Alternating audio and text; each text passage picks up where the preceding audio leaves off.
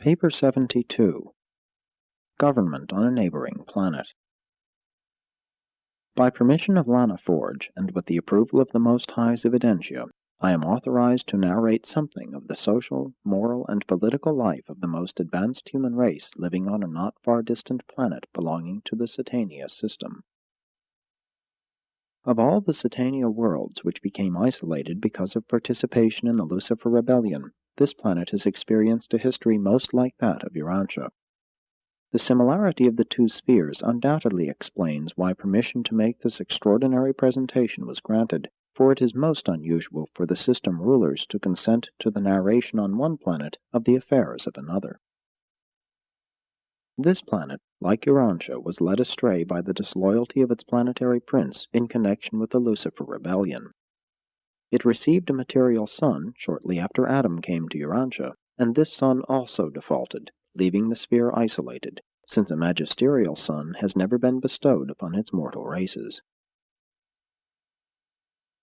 1. The Continental Nation. Notwithstanding all these planetary handicaps, a very superior civilization is evolving on an isolated continent about the size of Australia. This nation numbers about 140 million. Its people are a mixed race, predominantly blue and yellow, having a slightly greater proportion of violet than the so-called white race of Urantia. These different races are not yet fully blended, but they fraternize and socialize very acceptably. The average length of life on this continent is now 90 years, 15% higher than that of any other people on the planet. The industrial mechanism of this nation enjoys a certain great advantage derived from the unique topography of the continent. The high mountains on which heavy rains fall 8 months in the year are situated at the very center of the country. This natural arrangement favors the utilization of water power and greatly facilitates the irrigation of the more arid western quarter of the continent. These people are self-sustaining, that is, they can live indefinitely without importing anything from the surrounding nations. Their natural resources are replete, and by scientific techniques they have learned how to compensate for their deficiencies in the essentials of life. They enjoy a brisk domestic commerce, but have little foreign trade owing to the universal hostility of their less progressive neighbors. This continental nation in general followed the evolutionary trend of the planet. The development from the tribal stage to the appearance of strong rulers and kings occupied thousands of years. The unconditional monarchs were succeeded by many different orders of government. Abortive republics, communal states, and dictators came and went in endless profusion. This growth continued until about 500 years ago, when, during a politically fermenting period, one of the nation's powerful dictator triumvirs had a change of heart. He volunteered to abdicate upon the condition that one of the other rulers, the baser of the remaining two, also vacate his dictatorship. Thus was the sovereignty of the continent placed in the hands of one ruler. The unified state progressed under strong monarchical rule for over 100 years, during which there evolved a masterful charter of liberty. The subsequent transition from monarchy to a representative form of government was gradual, the kings remaining as mere social or sentimental figureheads, finally disappearing when the male line of descent ran out. The present republic has now been in existence just 200 years, during which time there has been a continuous progression toward the governmental techniques about to be narrated, the last developments in industrial and political realms having been made within the past decade. 2. Political organization. This continental nation now has a representative government with a centrally located national capital. The central government consists of a strong federation of 100 comparatively free states. These states elect their governors and legislators for 10 years, and none are eligible for re-election. State judges are appointed for life by the governors and confirmed by their legislatures, which consist of one representative for each 100,000 citizens. There are 5 different types of metropolitan government, depending on the size of the city, but no city is permitted to have more than 1 million inhabitants. On the whole, these municipal governing schemes are very simple, direct, and economical. The few offices of city administration are keenly sought by the highest types of citizens. The federal government embraces three coordinate divisions: executive, legislative, and judicial. The federal chief executive is elected every 6 years by universal territorial suffrage. He is not eligible for re-election except upon the petition of at least 75 state legislatures concurred in by the respective state governors, and then but for one term. He is advised by a super cabinet composed of all living ex-chief executives. The legislative division embraces three houses. 1.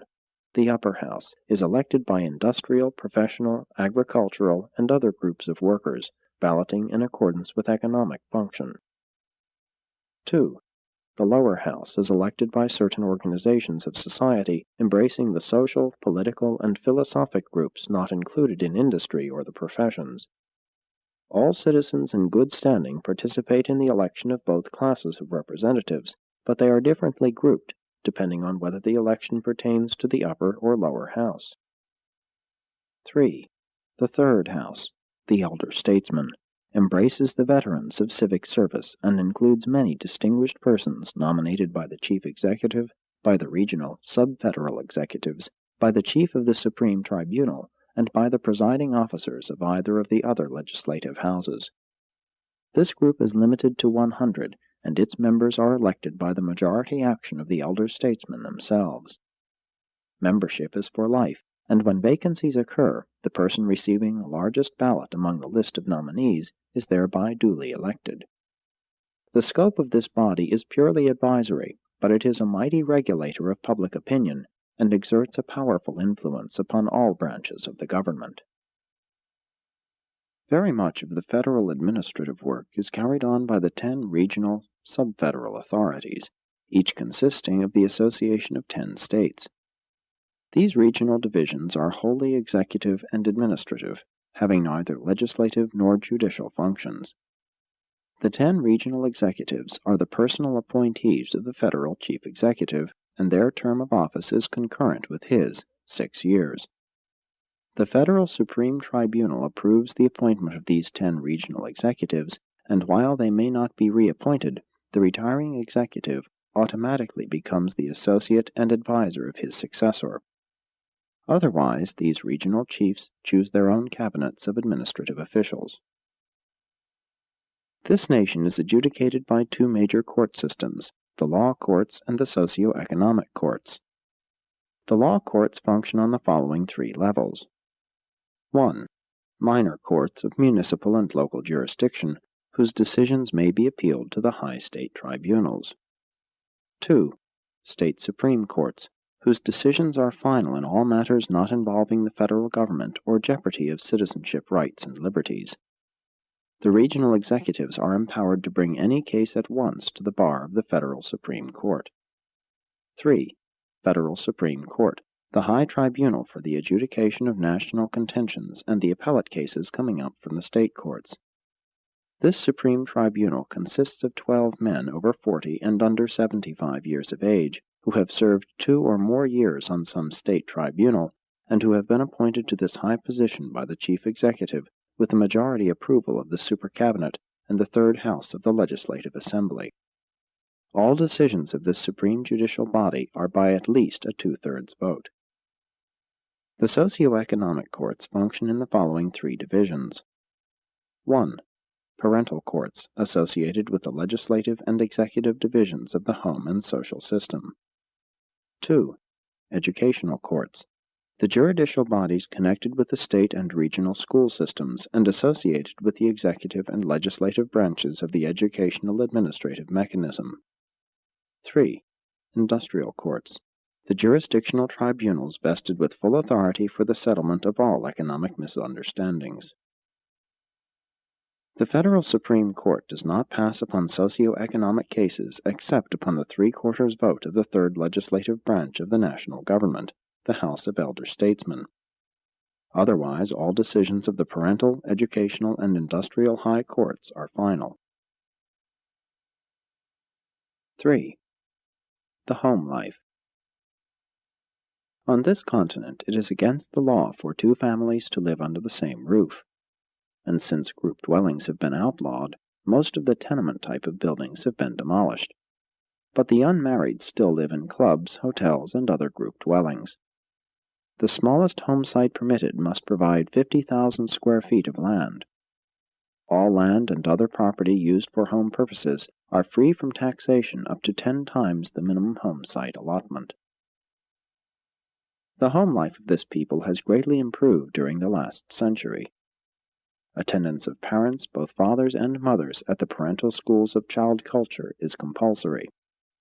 Even the agriculturists who reside in small country settlements carry on this work by correspondence, going to nearby centers for oral instruction once in 10 days, every 2 weeks, for they maintain a 5-day week.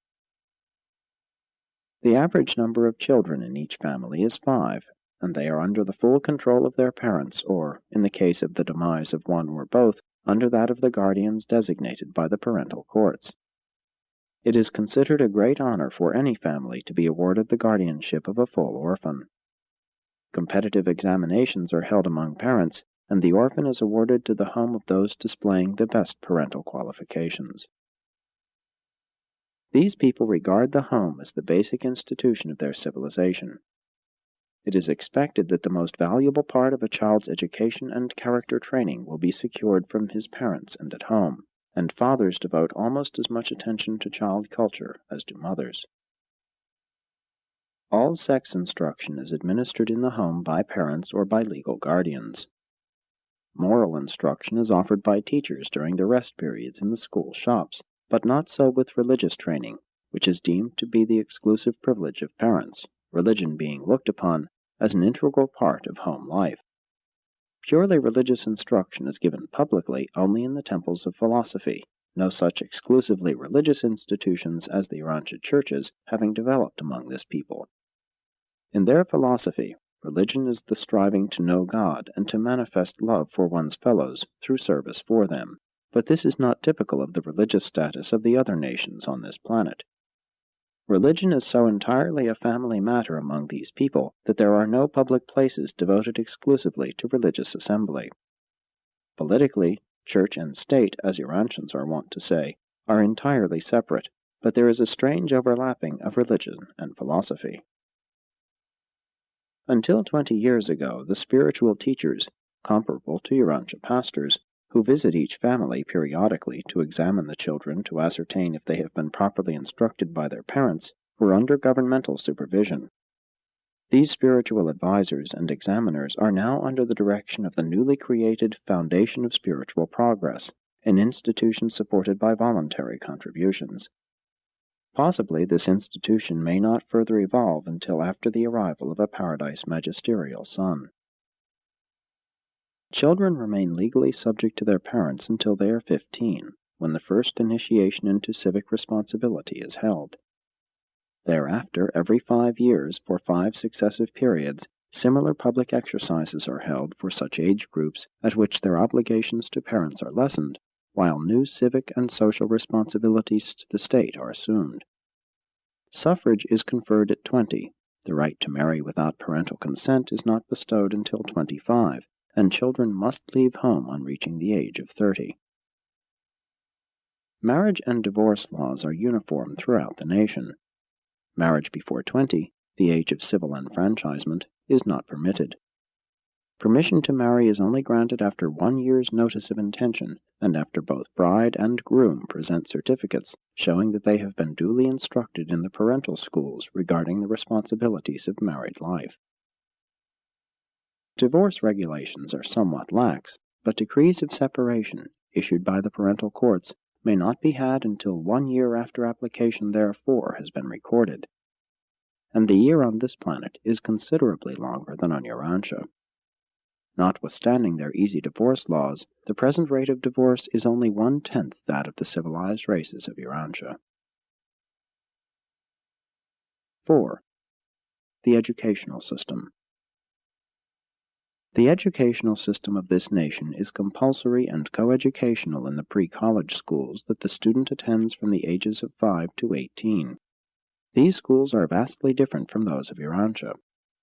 There are no classrooms, only one study is pursued at a time, and after the first 3 years all pupils become assistant teachers, instructing those below them.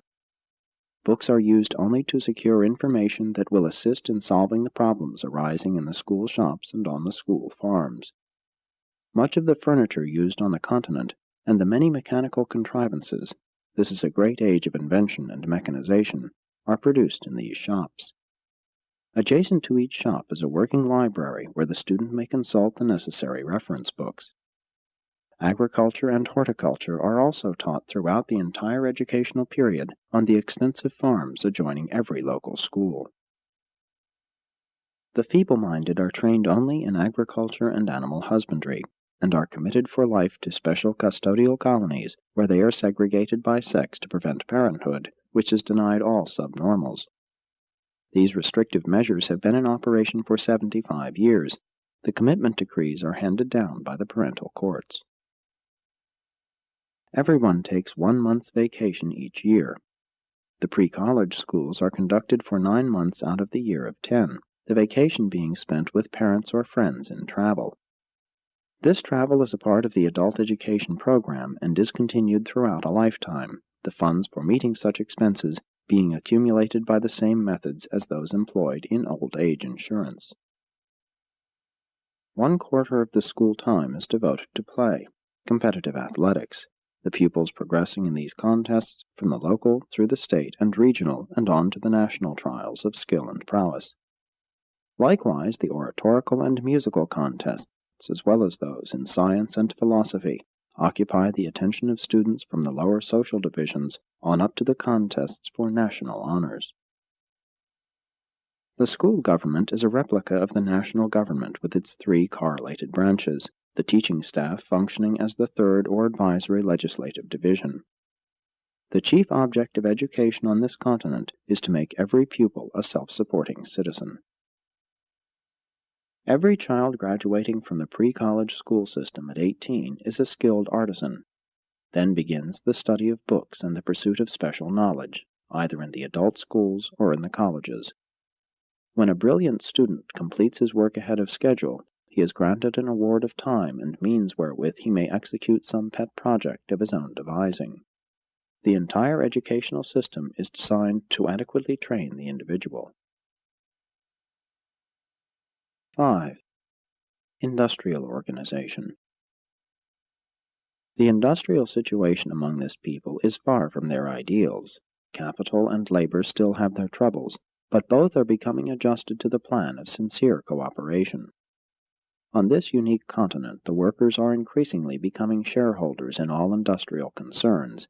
Every intelligent laborer is slowly becoming a small capitalist. Social antagonisms are lessening, and goodwill is growing apace. No grave economic problems have arisen out of the abolition of slavery, over 100 years ago, since this adjustment was effected gradually by the liberation of 2% each year. Those slaves who satisfactorily passed mental, moral, and physical tests were granted citizenship. Many of these superior slaves were war captives or children of such captives. Some 50 years ago they deported the last of their inferior slaves, and still more recently they are addressing themselves to the task of reducing the numbers of their degenerate and vicious classes.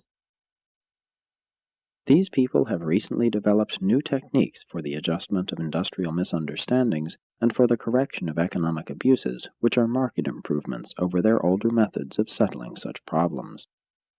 Violence has been outlawed as a procedure in adjusting either personal or industrial differences.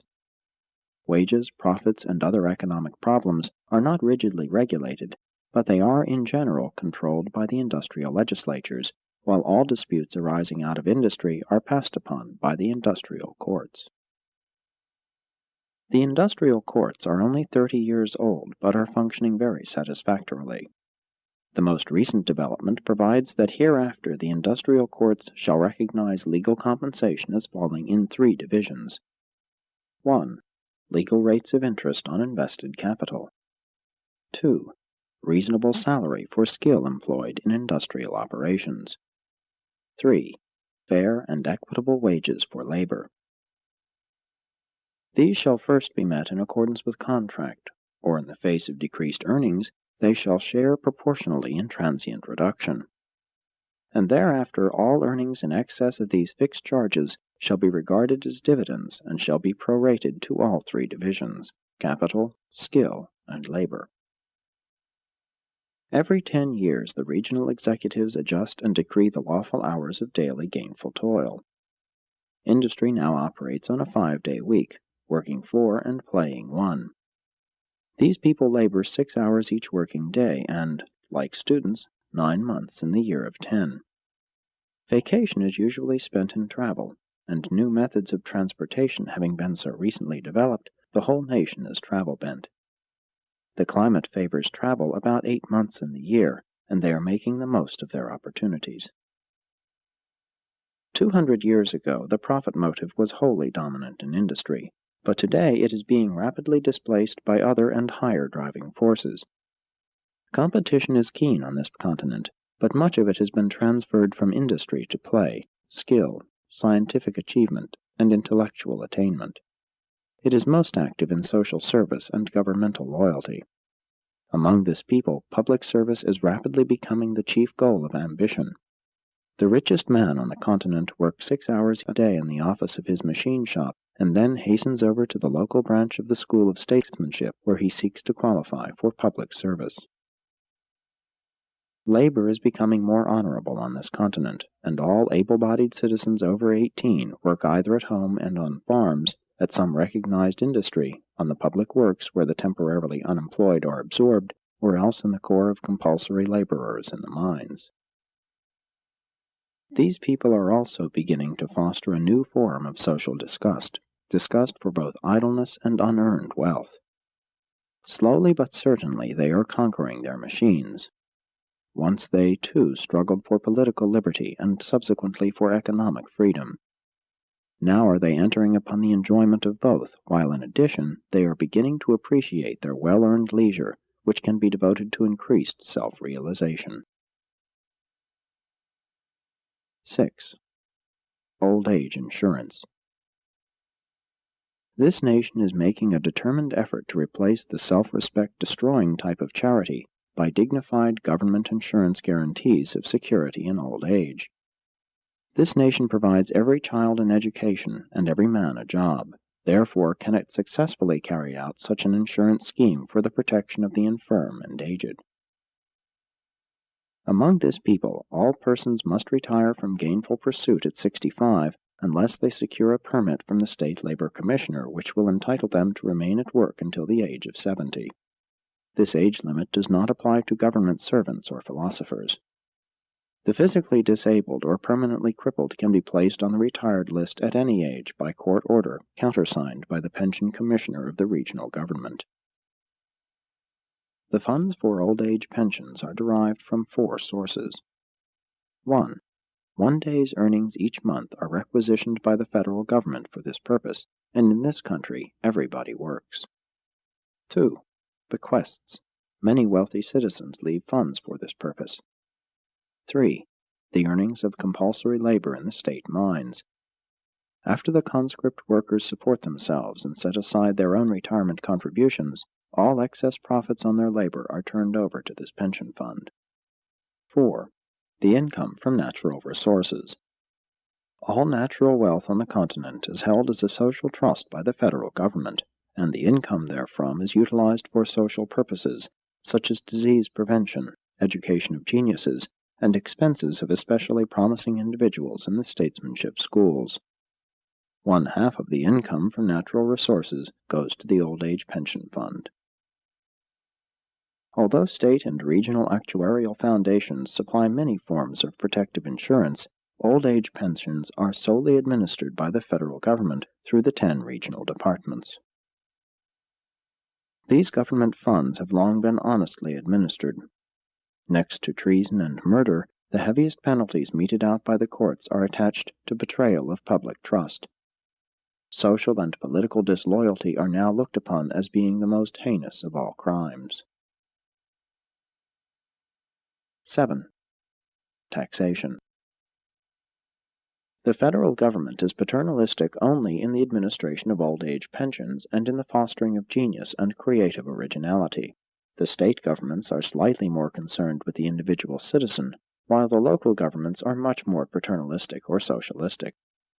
The city, or some subdivision thereof, concerns itself with such matters as health, sanitation, building regulations, beautification, water supply, lighting, heating, recreation, music, and communication. In all industry, first attention is paid to health. Certain phases of physical well-being are regarded as industrial and community prerogatives, but individual and family health problems are matters of personal concern only. In medicine, as in all other purely personal matters, it is increasingly the plan of government to refrain from interfering. Cities have no taxing power, neither can they go in debt. They receive per capita allowances from the state treasury, and must supplement such revenue from the earnings of their socialistic enterprises and by licensing various commercial activities.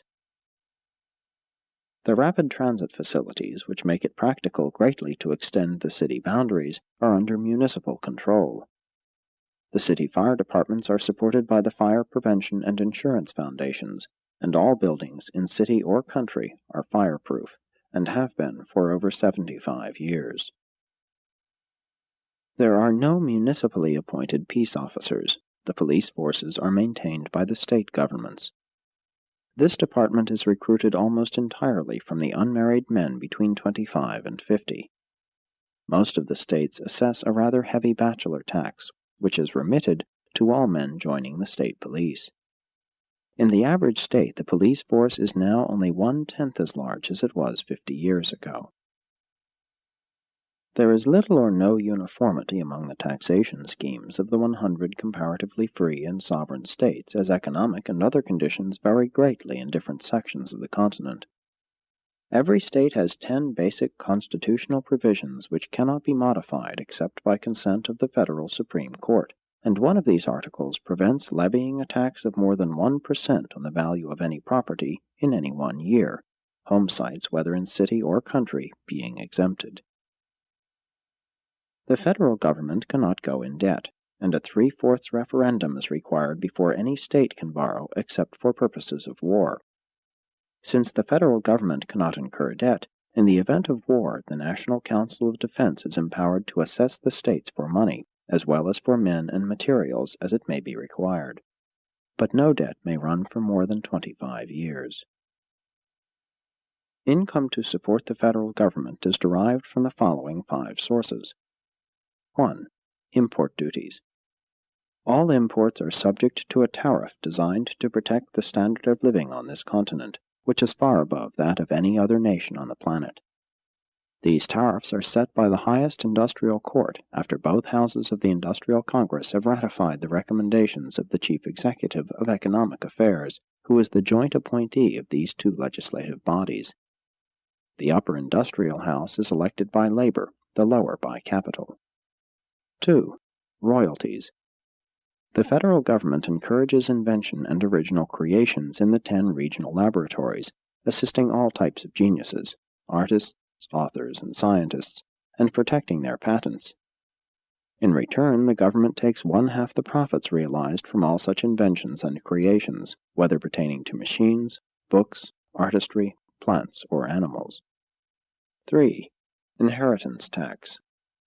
The federal government levies a graduated inheritance tax ranging from 1 to 50%, depending on the size of an estate as well as on other conditions.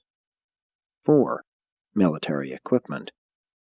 The government earns a considerable sum from the leasing of military and naval equipment for commercial and recreational usages. 5. Natural resources.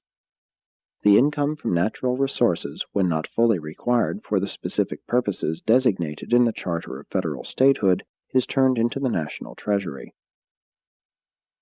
Federal appropriations, except war funds assessed by the National Council of Defense, are originated in the upper legislative house, concurred in by the lower house, approved by the Chief Executive, and finally validated by the Federal Budget Commission of 100. The members of this commission are nominated by the state governors and elected by the state legislatures to serve for 24 years, 1/4 being elected every 6 years. Every 6 years, this body, by a 3/4 ballot, chooses one of its number as its chief, and he thereby becomes Director-Controller of the Federal Treasury. 8. The Special Colleges. In addition to the basic compulsory education program extending from the ages of 5 to 18, special schools are maintained as follows. 1. Statesmanship schools. These schools are of 3 classes: national, regional, and state. The public offices of the nation are grouped in 4 divisions. The first division of public trust pertains principally to the national administration, and all office holders of this group must be graduates of both regional and national schools of statesmanship.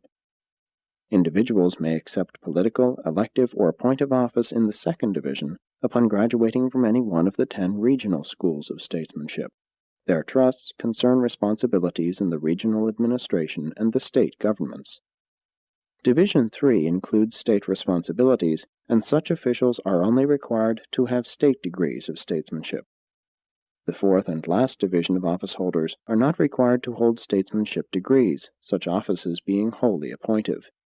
They represent minor positions of assistantship, secretaryships, and technical trusts which are discharged by the various learned professions functioning in governmental administrative capacities.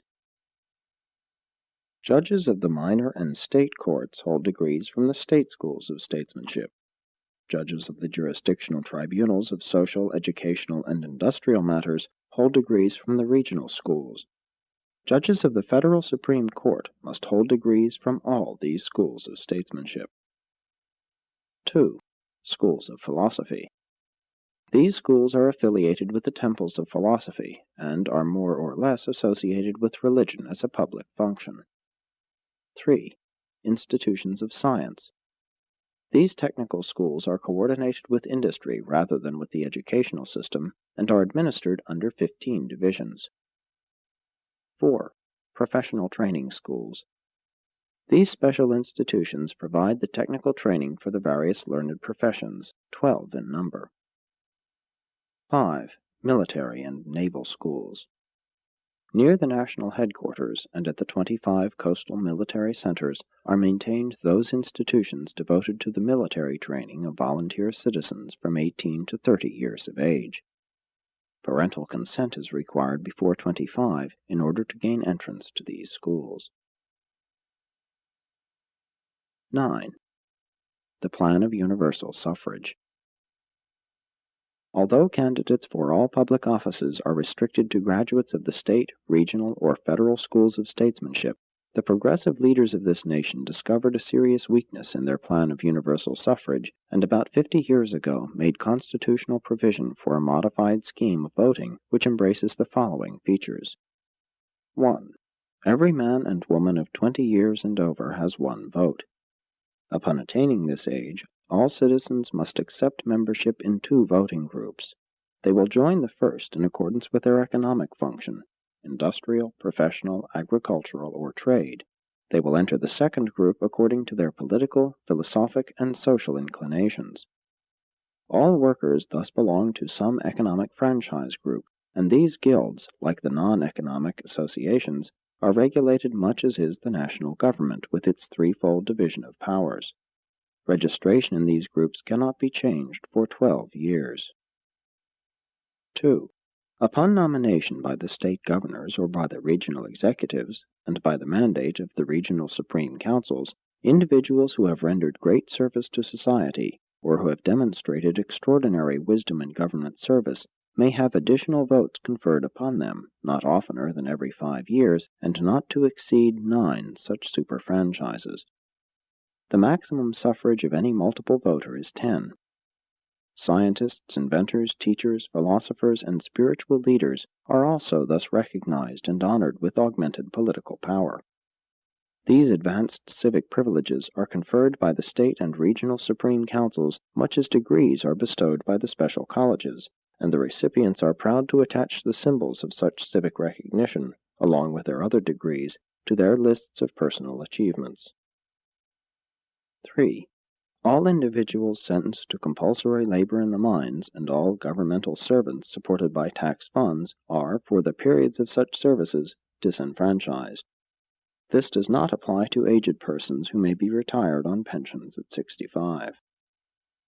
4. There are 5 brackets of suffrage reflecting the average yearly taxes paid for each half-decade period. Heavy taxpayers are permitted extra votes up to 5. This grant is independent of all other recognition, but in no case can any person cast over 10 ballots. 5. At the time this franchise plan was adopted, the territorial method of voting was abandoned in favor of the economic or functional system. All citizens now vote as members of industrial, social, or professional groups, regardless of their residence. Thus, the electorate consists of solidified, unified, and intelligent groups who elect only their best members to positions of governmental trust and responsibility. There is one exception to this scheme of functional or group suffrage. The election of a federal chief executive every 6 years is by nationwide ballot, and no citizen casts over 1 vote. Thus, except in the election of the chief executive, suffrage is exercised by economic, professional, intellectual, and social groupings of the citizenry. The ideal state is organic, and every free and intelligent group of citizens represents a vital and functioning organ within the larger governmental organism. The schools of statesmanship have power to start proceedings in the state courts looking toward the disenfranchisement of any defective, idle, indifferent, or criminal individual. These people recognize that, when 50% of a nation is inferior or defective and possesses the ballot, such a nation is doomed. They believe the dominance of mediocrity spells the downfall of any nation. Voting is compulsory, heavy fines being assessed against all who fail to cast their ballots. 10. Dealing with crime. The methods of this people in dealing with crime, insanity, and degeneracy, while in some ways pleasing, will, no doubt, in others prove shocking to most Urantians. Ordinary criminals and the defectives are placed by sexes in different agricultural colonies and are more than self-supporting. The more serious habitual criminals and the incurably insane are sentenced to death in the lethal gas chambers by the courts. Numerous crimes aside from murder, including betrayal of governmental trust, also carry the death penalty, and the visitation of justice is sure and swift. These people are passing out of the negative into the positive era of law. Recently they have gone so far as to attempt the prevention of crime by sentencing those who are believed to be potential murderers and major criminals to life service in the detention colonies. If such convicts subsequently demonstrate that they have become more normal, they may be either paroled or pardoned. The homicide rate on this continent is only 1% of that among the other nations.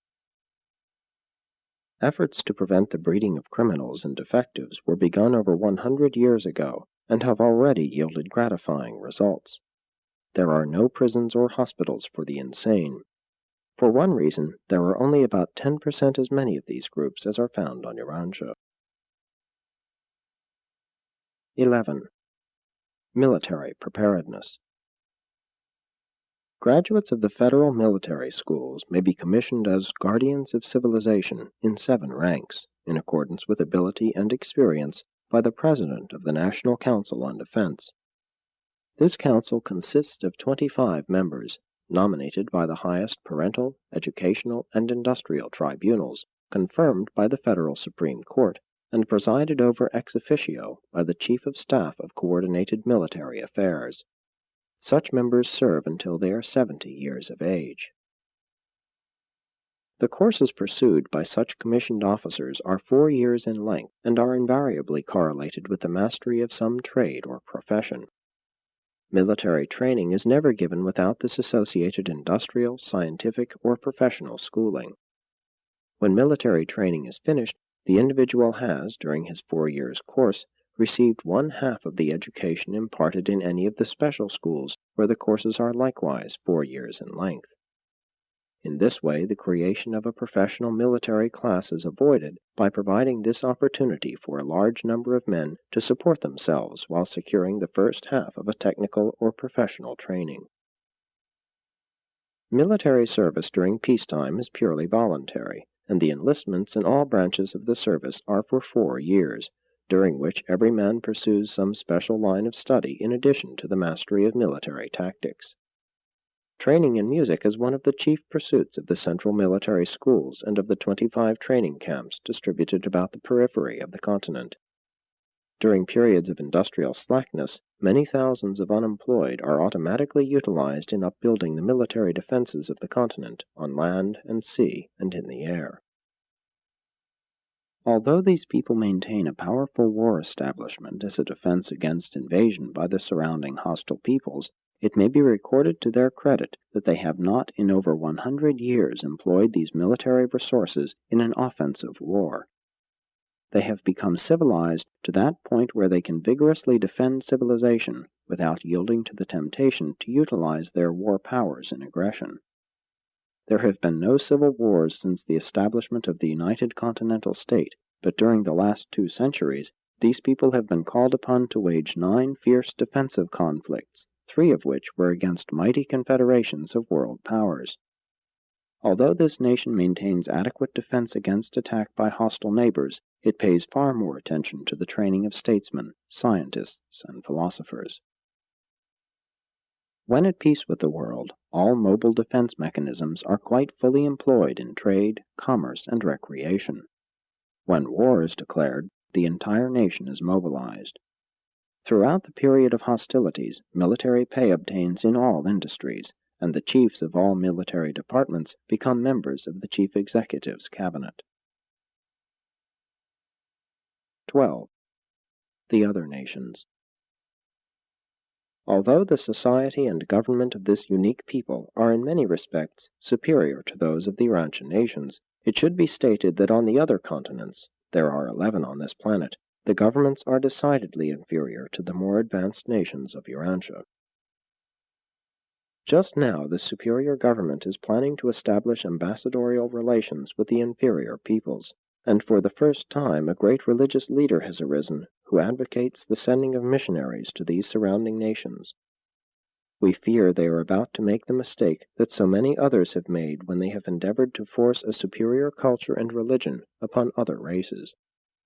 What a wonderful thing could be done on this world if this continental nation of advanced culture would only go out and bring to itself the best of the neighboring peoples, and then, after educating them, send them back as emissaries of culture to their benighted brethren.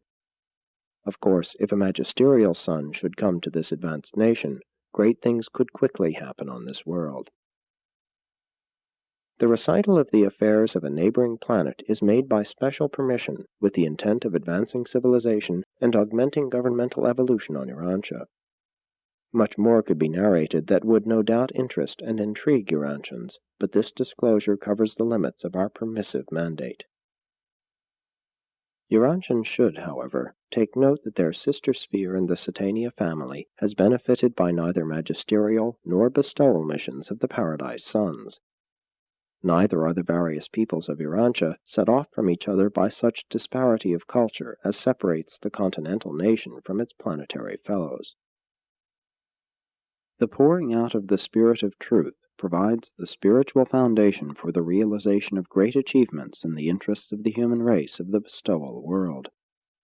Urantia is, therefore, far better prepared for the more immediate realization of a planetary government, with its laws, mechanisms, symbols, conventions, and language, all of which could contribute so mightily to the establishment of worldwide peace under law, and could lead to the sometime dawning of a real age of spiritual striving. And such an age is the planetary threshold to the utopian ages of light and life. Presented by a Melchizedek of Nevadon.